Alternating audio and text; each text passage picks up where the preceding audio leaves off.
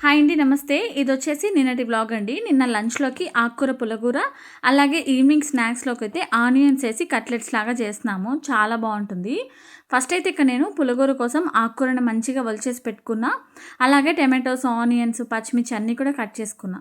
కుక్కర్‌లో చేసుకుంటే తొందరగా అయిపోతుంది. మంచిగా ఉంటుందండి టేస్ట్ కూడా.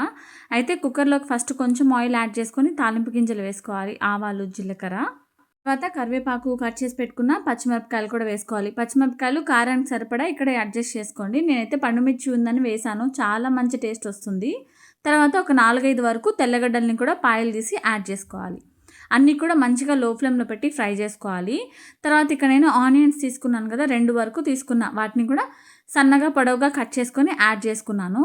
ఆనియన్స్‌ని కూడా లో ఫ్లేమ్‌లో పెట్టి మంచి కలర్ చేంజ్ అయ్యేంత వరకు ఫ్రై చేసుకోవాలి. చూడండి ఇక్కడ ఈ గ్యాప్‌లో నేను ఆకుకూరను కూడా మంచిగా వాష్ చేసి పెట్టుకున్నాను. ఆకుకూరలో ఈ మధ్య ఇసుక చాలా ఎక్కువ ఉంటుందండి. కాబట్టి చూసి యాడ్ చేసుకోండి. బాగా కడిగేసుకొని 1కి 2, 3 సార్లు మంచిగా కడిగి అందులో ఇంకా కొన్ని పురుగులు కూడా వస్తున్నాయి. అవి కూడా చూసుకొని యాడ్ చేసుకోవాలి.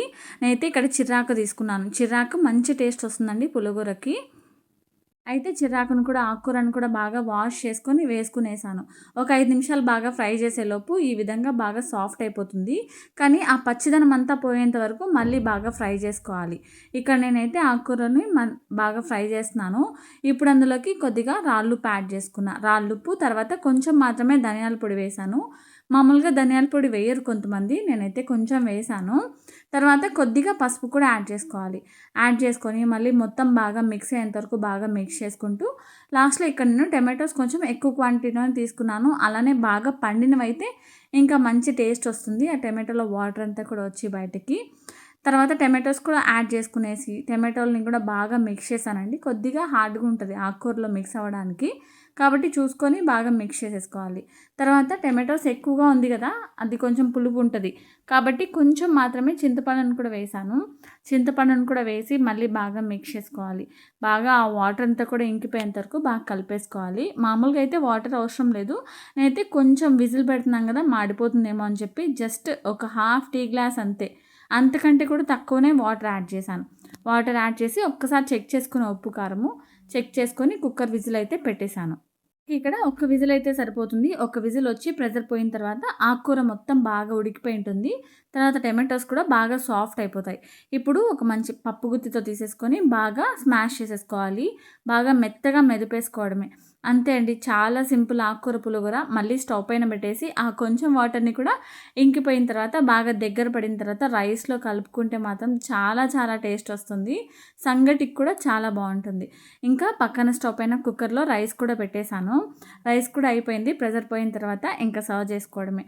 నాకైతే వెజిటేరియన్ కర్రీస్‌లో అయితే నా ఫేవరెట్ కర్రీ ఇదే అండి. చాలా చాలా ఇష్టం నాకు పులిహోరలంటే. నేను బేసిక్‌గా ఎక్కువ కొంచెం పులిహోరలు, పచ్చళ్ళు ఇలాంటివే ఇష్టపడతాను. అంత వెలిగిపోతుంది నా ఫేస్‌లో. సరే అండి. నెక్స్ట్ ఈవినింగ్‌కొచ్చేసి లంచ్ అయితే అయిపోయింది. ఈవినింగ్ స్నాక్స్‌కైతే ఇక్కడ నేను ఇవి ఆనియన్ పకోడా కట్లెట్స్ లాగా చేశాను. కొంచెం డిఫరెంట్‌గా. కానీ మనం రెగ్యులర్‌గా చేసుకునేదే కొద్దిగా డిఫరెంట్ స్టైల్‌లో చేశాను. దీనికి కొంచెం ఎక్కువ క్వాంటిటీలో ఆనియన్స్ అయితే కట్ చేసుకున్నాను. ఆనియన్స్ మనము ఆనియన్ పకోడా కట్ చేసుకుంటాం కదా, అలా సన్నగా పొడవుగా కట్ చేసుకోవాలి. తర్వాత సన్నగా కొంచెం ఒక 2 పచ్చిమిరపకాయలని కొద్దిగా పసుపు వేశాను. అలానే ఒక 2 కప్పుల వరకు శనగపిండి వేశాను.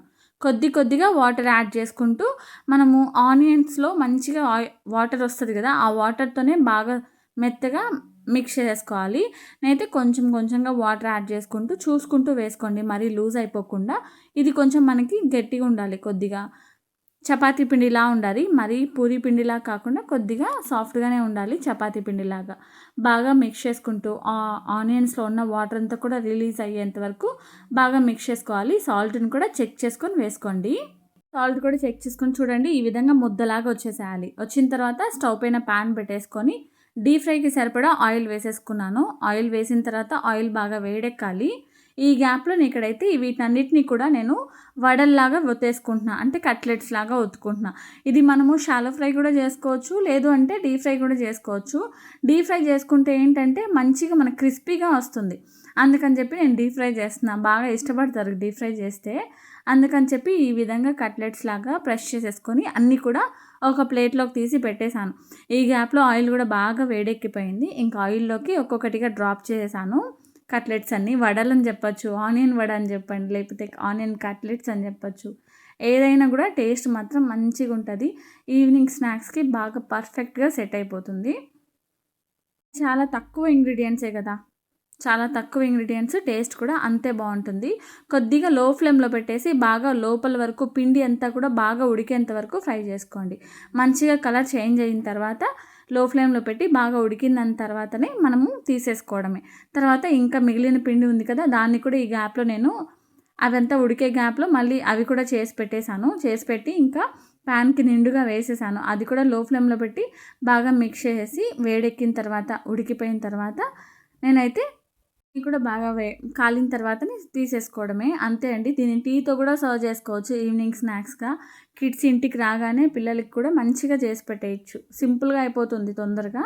వీడియో నచ్చితే లైక్ చేయండి. సబ్స్క్రైబ్ చేసుకోవడం అస్సలు మర్చిపోవద్దు. అంతే ఈ వీడియో. బాయ్.